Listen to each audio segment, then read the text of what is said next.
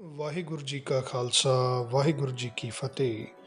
YouTube channel ਈਸ਼ਵਰਸ creations ਤੇ ਮੈਂ ਹਰਜੀਤ ਸਿੰਘ ਆਪ ਜੀ ਨੂੰ ਪੁਸਤਕ ਸਿੱਖ ਨਸਲਕੁਸ਼ੀ 1984 ਦਾ ਲੇਖ ਸ੍ਰੀ ਦਰਬਾਰ ਸਾਹਿਬ ਉੱਤੇ ਫੌਜੀ ਹਮਲੇ ਦੇ 25 ਸਾਲ ਜੋ ਕਿ ਸਰਦਾਰ ਹਰਬੀਰ ਸਿੰਘ ਭੰਵਰ ਜੀ ਦੁਆਰਾ ਲਿਖਿਆ ਹੈ ਪੜ੍ਹ ਕੇ ਸੁਣਾਉਣ ਜਾ ਰਿਹਾ ਹਾਂ, ਜੋ ਕਿ ਇਸ ਤਰ੍ਹਾਂ ਹੈ। ਸਿੱਖਾਂ ਨੇ ਕਦੀ ਸੁਪਨੇ ਵਿੱਚ ਵੀ ਇਹ ਨਹੀਂ ਸੋਚਿਆ ਹੋਏਗਾ ਕਿ ਆਜ਼ਾਦ ਭਾਰਤ ਵਿੱਚ ਫੌਜ ਵੱਲੋਂ ਉਹਨਾਂ ਦੇ ਸਰਬ ਉੱਚ ਪਾਵਨ ਅਸਥਾਨ ਸੱਚਖੰਡ ਸ੍ਰੀ ਹਰਿਮੰਦਰ ਸਾਹਿਬ ਸਮੂਹ ਉੱਤੇ ਹਮਲਾ ਕੀਤਾ ਜਾਏਗਾ। ਜੂਨ 1984 ਵਿੱਚ ਟੈਂਕਾਂ, ਤੋਪਾਂ ਅਤੇ ਹੋਰ ਆਧੁਨਿਕ ਹਥਿਆਰਾਂ ਨਾਲ ਲੈਸ ਫੌਜ ਵੱਲੋਂ ਸ੍ਰੀ ਹਰਿਮੰਦਰ ਸਾਹਿਬ ਕੰਪਲੈਕਸ ਉੱਪਰ ਕੀਤਾ ਗਿਆ ਹਮਲਾ 20ਵੀਂ ਸਦੀ ਦੌਰਾਨ ਵਿਸ਼ਵ ਭਰ ਦੇ ਸਿੱਖਾਂ ਲਈ ਸਭ ਤੋਂ ਵੱਡਾ ਦੁਖਾਂਤ ਹੈ। ਇਹ ਹਮਲਾ ਲਗਭਗ 222 ਵਰ੍ਹੇ ਪਿੱਛੋਂ ਕੀਤਾ ਗਿਆ ਸੀ। ਇਸ ਤੋਂ ਪਹਿਲੋਂ ਅਕਤੂਬਰ 1762 ਵਿੱਚ ਅਹਿਮਦ ਸ਼ਾਹ ਅਬਦਾਲੀ ਨੇ ਇਸ ਪਾਵਨ ਅਸਥਾਨ ਉੱਤੇ ਚੜ੍ਹਾਈ ਕੀਤੀ ਸੀ। ਉਹ ਤਾਂ ਇੱਕ ਵਿਦੇਸ਼ੀ ਧਾੜਵੀ ਸੀ, ਜਦੋਂ ਕਿ ਇਹ ਹਮਲਾ ਦੇਸ਼ ਦੇ ਲੋਕਾਂ ਦੁਆਰਾ ਚੁਣੀ ਗਈ ਸਰਕਾਰ ਨੇ ਕੀਤਾ ਸੀ। ਇਸ ਹਮਲੇ ਨਾਲ ਦੇਸ਼ ਵਿਦੇਸ਼ ਵਿੱਚ ਰਹਿੰਦੇ ਸਿੱਖਾਂ ਦੇ ਹਿਰਦੇ ਬੁਰੀ ਤਰ੍ਹਾਂ ਵਲੂੰਧਰੇ ਗਏ।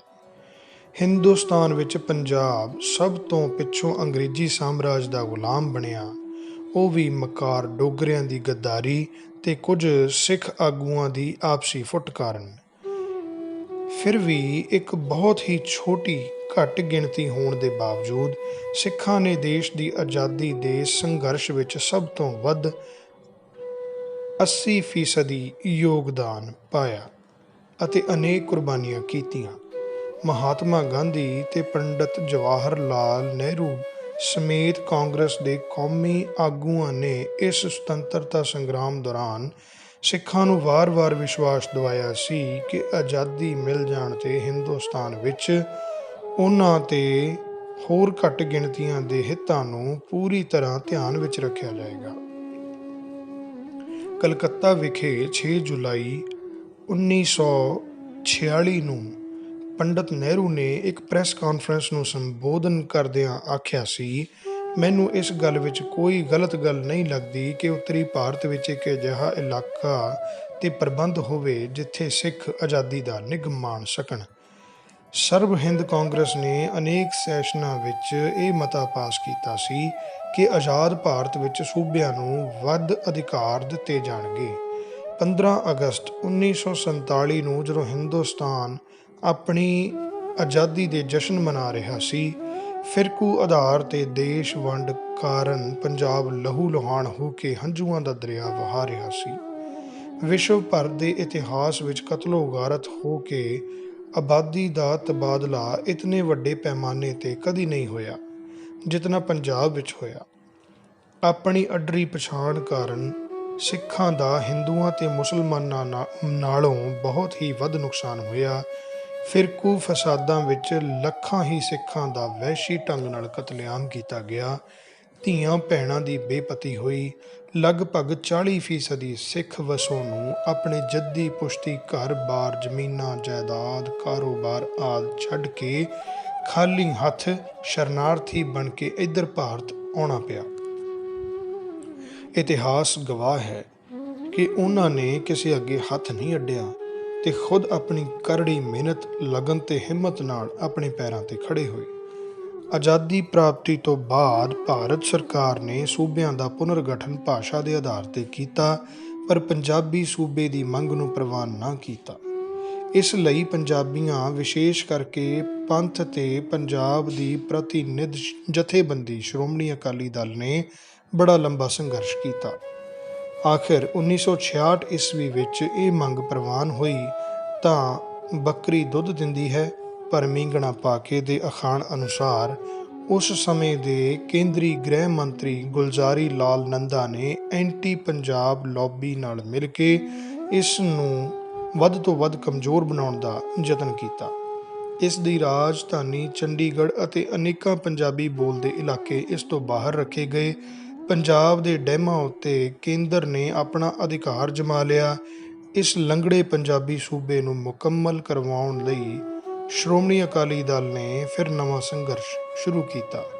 ਇਸੇ ਲੜੀ ਵਿੱਚ ਸ਼੍ਰੋਮਣੀ ਅਕਾਲੀ ਦਲ ਨੇ 4 ਅਗਸਤ 1982 ਨੂੰ ਸੰਤ ਹਰਚੰਦ ਸਿੰਘ ਲੌਂਗੋਵਾਲ ਦੀ ਅਗਵਾਈ ਹੇਠ ਸ੍ਰੀ ਦਰਬਾਰ ਸਾਹਿਬ ਸਮੂਹ ਤੋਂ ਧਰਮ ਯੁੱਧ ਮੋਰਚਾ ਸ਼ੁਰੂ ਕੀਤਾ, ਜਿਸ ਨੂੰ ਸਮੂਹ ਪੰਜਾਬੀਆਂ ਦਾ ਭਰਵਾਂ ਹੁੰਗਾਰਾ ਮਿਲਿਆ ਅਤੇ ਲਗਭਗ 2.5 ਲੱਖ ਪੰਜਾਬੀਆਂ ਨੇ ਆਪਣੀਆਂ ਗ੍ਰਿਫਤਾਰੀਆਂ ਦਿੱਤੀਆਂ। ਪੰਜਾਬ ਤੇ ਸਿੱਖਾਂ ਦੀਆਂ ਹੱਕੀ ਮੰਗਾਂ ਪ੍ਰਵਾਨ ਕਰਨ ਦੀ ਬਜਾਏ ਕੇਂਦਰ ਸਰਕਾਰ ਨੇ ਮੋਰਚੇ ਨੂੰ ਕੁਚਲਣ ਤੇ ਸਿੱਖਾਂ ਨੂੰ ਸਬਕ ਸਿਖਾਉਣ ਲਈ ਇਹ ਫੌਜੀ ਹਮਲਾ ਕਰਵਾ ਦਿੱਤਾ। ਸ੍ਰੀ ਦਰਬਾਰ ਸਾਹਿਬ ਉੱਤੇ ਇਸ ਹਮਲੇ ਲਈ ਸਮਾਂ ਕੇਂਦਰ ਸਰਕਾਰ ਵੱਲੋਂ ਅਮਨ ਤੇ ਸ਼ਾਂਤੀ ਦੇ ਪੁੰਜ ਅਤੇ ਇਸ ਪਾਵਨ ਅਸਥਾਨ ਦੇ ਸਿਰਜਕ ਸ੍ਰੀ ਗੁਰੂ ਅਰਜਨ ਦੇਵ ਜੀ ਦਾ ਸ਼ਹੀਦੀ ਪੁਰਬ ਚੁਣਿਆ ਗਿਆ।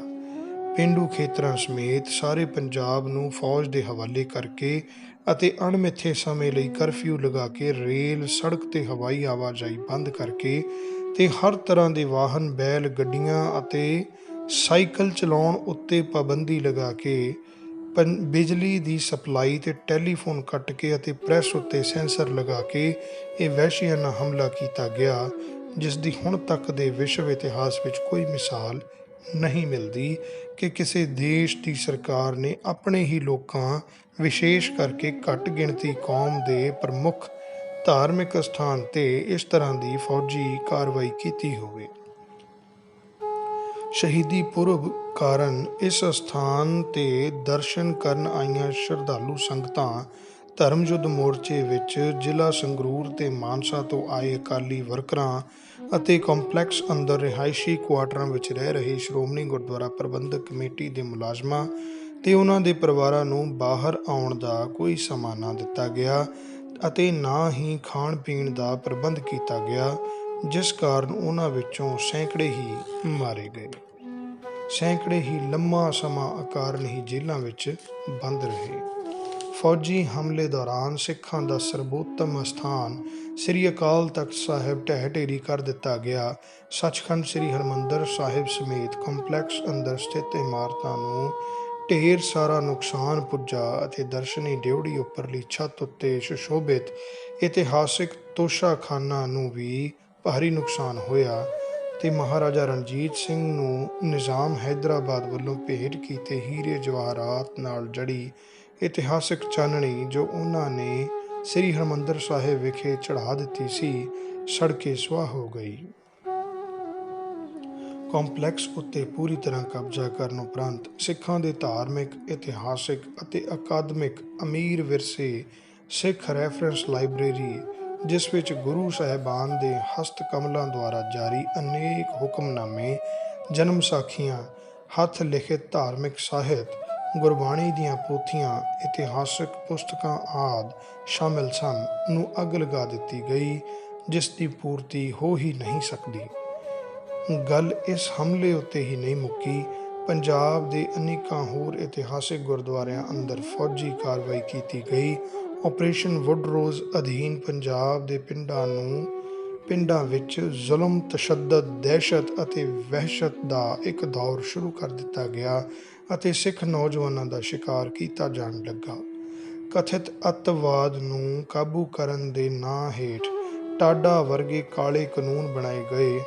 ਪ੍ਰਧਾਨ ਮੰਤਰੀ ਇੰਦਰਾ ਗਾਂਧੀ ਦੇ ਕਤਲ ਪਿੱਛੋਂ ਜਿਸ ਯੋਜਨਾਬੱਧ ਤਰੀਕੇ ਨਾਲ ਸਿੱਖਾਂ ਦਾ ਦਿੱਲੀ ਤੇ ਕਈ ਹੋਰ ਸ਼ਹਿਰਾਂ ਵਿੱਚ ਕਈ ਸਿਆਸੀ ਲੀਡਰਾਂ ਦੀ ਅਗਵਾਈ ਹੇਠ ਹਿੰਸਕ ਭੀੜਾਂ ਵੱਲੋਂ ਕਤਲੇਆਮ ਕੀਤਾ ਗਿਆ, ਘਰਾਂ, ਦੁਕਾਨਾਂ ਤੇ ਹੋਰ ਕਾਰੋਬਾਰੀ ਅਦਾਰਿਆਂ ਨੂੰ ਅੱਗਾਂ ਲਾਈਆਂ ਗਈਆਂ, ਬੀਬੀਆਂ ਦੀ ਬੇਪਤੀ ਕੀਤੀ ਗਈ ਤੇ ਸਮੂਹਿਕ ਬਲਾਤਕਾਰ ਕੀਤੇ ਗਏ, ਬੱਚਿਆਂ ਤੱਕ ਨੂੰ ਕੋਹ ਕੇ ਮਾਰਿਆ ਗਿਆ, ਉਸ ਦੀ ਮਿਸਾਲ ਸੱਭਿਅਕ ਸਮਾਜ ਵਿੱਚ ਕਿਧਰੇ ਨਹੀਂ ਮਿਲਦੀ।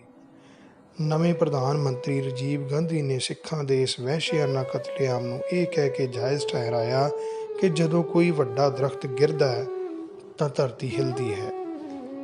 ਇਹਨਾਂ ਸਾਰੀਆਂ ਹਿੰਸਕ ਘਟਨਾਵਾਂ ਅਤੇ ਜ਼ੁਲਮ ਤਸ਼ੱਦਦ ਵਿਰੁੱਧ ਵਿਦੇਸ਼ਾਂ ਵਿੱਚ ਰਹਿੰਦੇ ਸਿੱਖਾਂ ਨੇ ਭਾਰਤੀ ਸਰਾਫਤਖਾਨਿਆਂ ਅੱਗੇ ਪੁਰਅਮਨ ਰੋਸ ਮੁਜ਼ਾਹਰੇ ਕੀਤੇ, ਉਹਨਾਂ ਦੇ ਨਾਂ ਕਾਲੀ ਸੂਚੀ ਵਿੱਚ ਦਰਜ ਕਰ ਲਏ ਅਤੇ ਉਹਨਾਂ ਤੇ ਭਾਰਤ ਵਿੱਚ ਆਪਣੀ ਜਨਮ ਭੂਮੀ ਤੇ ਆਉਣ ਤੇ ਪਾਬੰਦੀ ਲਗਾ ਦਿੱਤੀ ਗਈ।